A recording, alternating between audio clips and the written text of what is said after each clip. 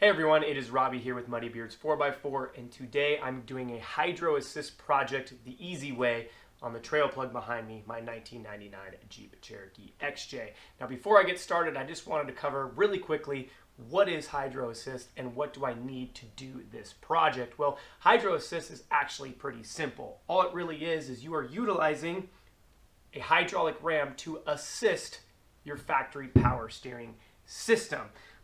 Your factory power steering system has a steering box, and inside this box there is a piston that is moved up and down using hydraulic pressure created by your factory power steering pump. Now that pressure moves the piston, which in turn moves the sector shaft and will then move your steering system. Well, when you start to add big heavy tires like what is on my Jeep behind me, it makes it really hard for this factory power steering system to actually turn those tires, especially in an off-road situation where your tires suck down and being in between two rocks or a rut or something like that. So this ram will actually assist your power steering system, making it a lot easier to turn those big heavy tires. Now, as far as what you need to do this job, again, it's actually fairly simple. You will need a hydraulic ram. I have one here. This is an 1.5 inch bore, and it has a 6-inch stroke.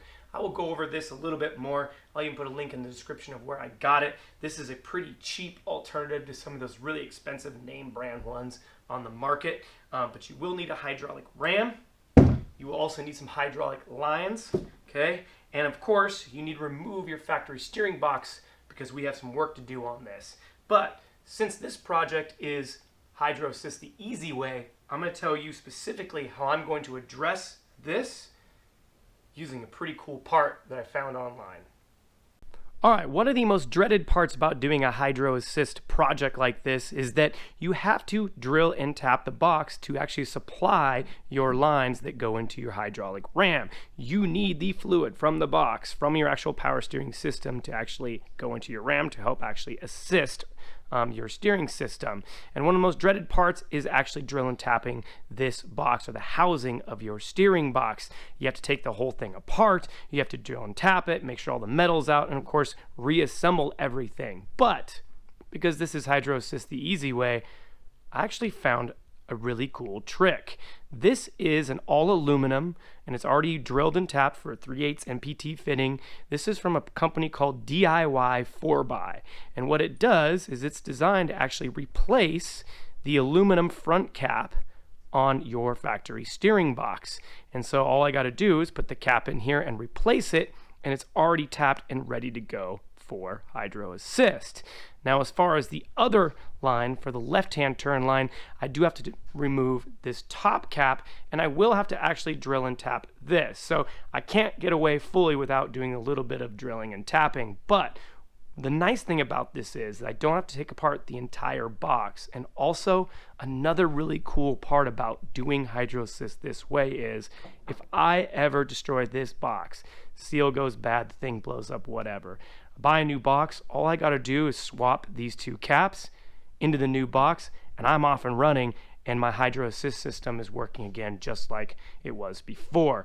And that is one of the best parts about using this. So I will absolutely leave a link in the description below to go check out one of these. It's pretty cool, but let's go ahead and get that thing installed. Well, in order to install this new front cap, we have to remove the original front cap from the steering box. Now, in order to do that, there is a little access port here at the very top that you can stick your punch into. And what we're going to do is we're going to hammer out the retaining ring in the factory steering box. So just a couple good whacks with the punch, I should be able to get that clip started. Now, you should be really careful, and I would suggest really cleaning this out because you are going to reuse this retaining ring, so we don't want to bend it all up. So once we got it out a little bit, I can take my flathead screwdriver and kind of work it out.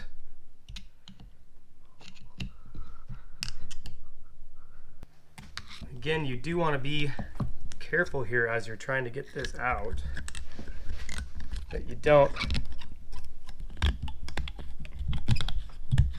bend it up too bad. Should be able to just get something under it.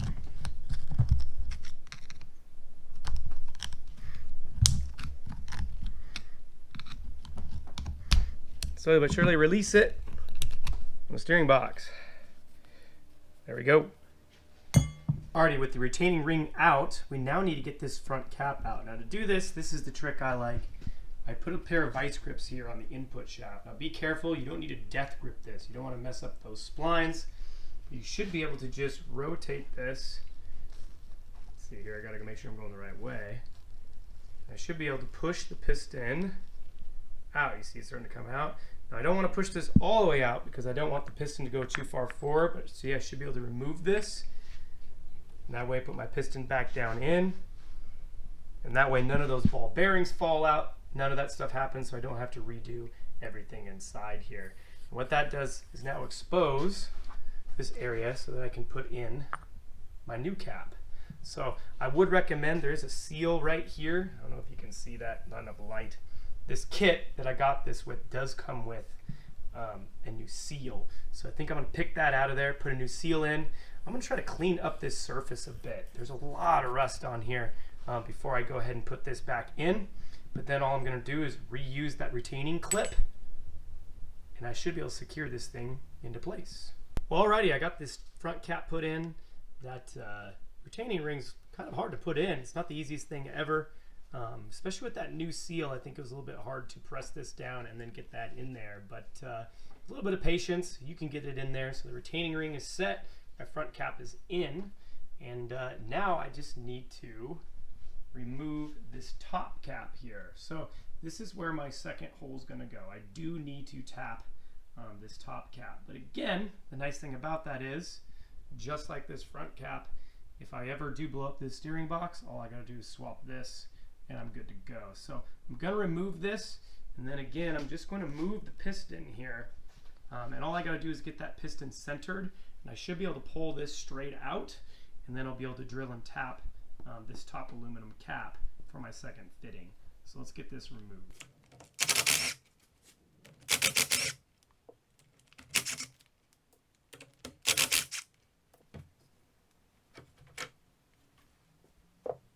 All right, well, I got my top cap here secured in the vise. Now, I do have to drill the hole here. The aluminum is actually fairly thick right here. And so I need to drill the hole because when I'm turning left, this is where the hydraulic pressure needs to go in, is through this top cap. So I'm just gonna take it really slow and drill it out all the way to a 9/16 drill bit, and then take my 3/8 MPT tap and go ahead and tap a hole here. And I should have both of my ports for my Hydrosis ready to go.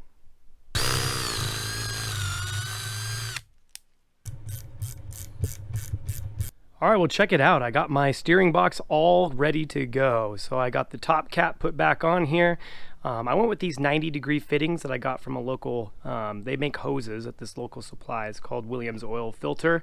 So I got the front cap here with the fitting in, and the top cap all tightened down and ready to go. And so again, doesn't get too much easier than that. My steering box should be ready to go for Hydro Assist. But now I need to move on to the next part of the project, which is installing this ram. All right, well, I am now here underneath the Jeep, and it is time to figure out how to mount my ram. Now, mounting the ram is actually fairly straightforward as well. One side of the ram does need to be mounted to the axle, a firm position secured to the axle itself. Now, you can do this many different ways. I've seen some pretty cool setups where people use these really fancy diff covers, which I can't understand how they don't leak, but I have seen some really cool ones, and a lot of people do that. I think I want to figure out a way to actually mount it to my over the axle track bar mount here. And I know a lot of people use this. You have a lot of good bracketry here, and build something off of this to actually mount my ram to the axle. But as far as the other side, it needs to mount to the actual tie rod itself. And again, there's many different ways you can do that, but I am going to do that with one of these clamps. Now, I was pretty skeptical at first about these. Like, really, is that actually gonna hold this ram? But I talked to a few people, and a lot of people have had a lot of success with these. So I picked this up from Barnes Four-Wheel Drive. It is machined to use these little Allen head bolts with it. And again, you're talking about ease of installation. This simply just clamps onto the tie rod here, and I can move it wherever I need it.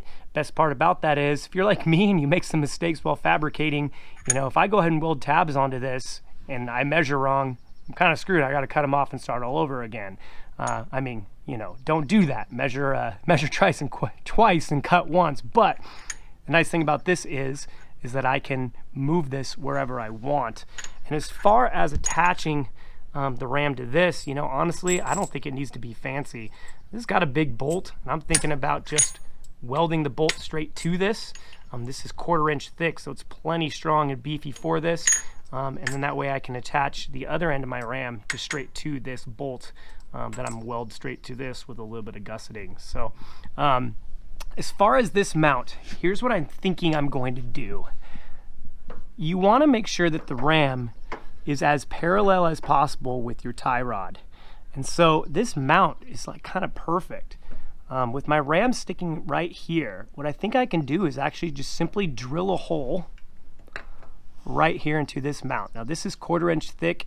I believe this is Artec Industries over the axle mount. So I think what I'm gonna do is just drill a hole straight through right here. And then I should be able to slide a bolt just straight through this and actually secure my ram to the outside of this. And it seems to clear. You know, I ran my track bar up and down a few times and stuff like that to see if it would clear. And it seems like I'm not going to run into any clearance issues. What I am a little worried about is, you know, this mount is attached to multiple parts. I do like this mount a lot, but now it's going to have the added stress of the track bar and the ram. So I may add just like a little bit of gusseting, maybe right in here, and just a few more places to make sure this thing is firmly welded to the axle. But as far as ease of mounting, this mount's actually going to make it super easy. So I'm going to get to drilling a hole, and I'm going to get to mounting up this ram.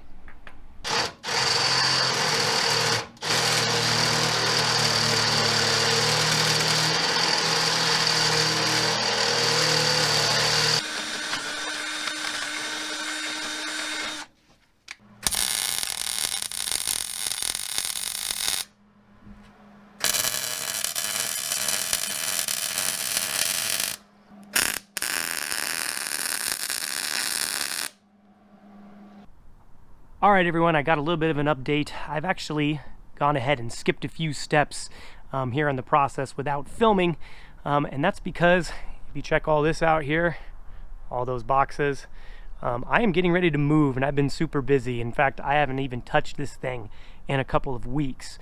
But I wanted to go ahead and show you the rest of this project, get this thing fully assembled and show you how I did the rest of this. So I actually had most of this actually all put together, just kind of test fitting things and stuff like that to make sure everything works. And I'm about ready to button it up, and I just wanted to show you the last few things so I can put this all together and get my Jeep out of the garage.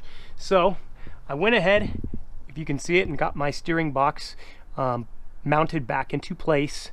Now the only thing I must bring up is, and I was actually very worried about it, because of that fitting there in the front, and with the fitting sticking out for the hose, this was the one thing I was worried about in this project, is that it would not have enough clearance to clear the cross member here on the XJ, and it indeed didn't.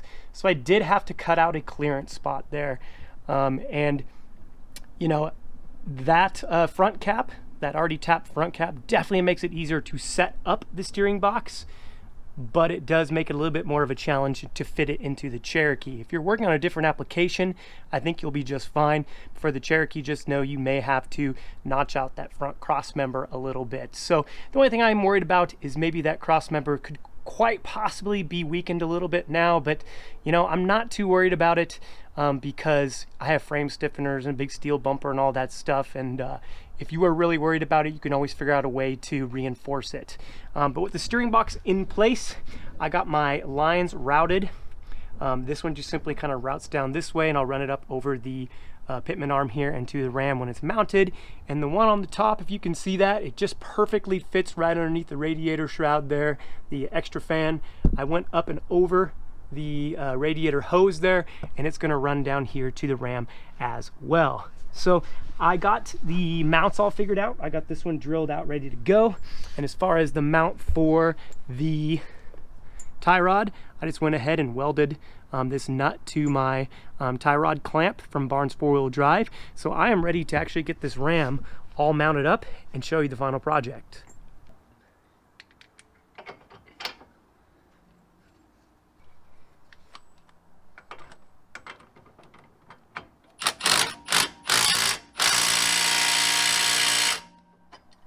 All right, well, I'm getting ready to mount my ram now to the tie rod. So I got my bracket here and I'll show you how to do that. But one thing I need to tell you before I go ahead and do that is you need to set up the ram. So right now I have my steering wheel or my steering set up at dead straight. I am centered right now. And so this is a 6-inch stroke ram, meaning that the rod is 6 inches long. So in order for me to set this thing up so where I'm not going to max this thing out and that it works properly, I need to set this thing up at center of half of its total length. So I'm looking for 3 inches of the rod exposed at the center of the steering arc. That way when you go to turn right, it goes in 3 inches, and when you go to turn left, you'll have 3 inches out. And I should not, according to my calculations, have any problems with it maxing out at that length. So all I'm going to do here is just make sure that my ram is set at 3 inches before I go ahead and set everything up here. So check that out. It's 3 inches right at this line. When I extended this thing all the way out, it was 6 inches right to this line. So that's where I measured it to. And we got 3 on the button, so I know I'm nice and centered. So I can go ahead and get this thing mounted up.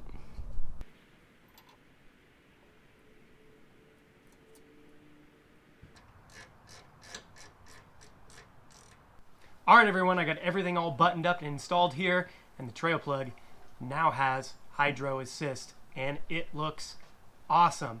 And you know, everything went together correctly, everything works like it should.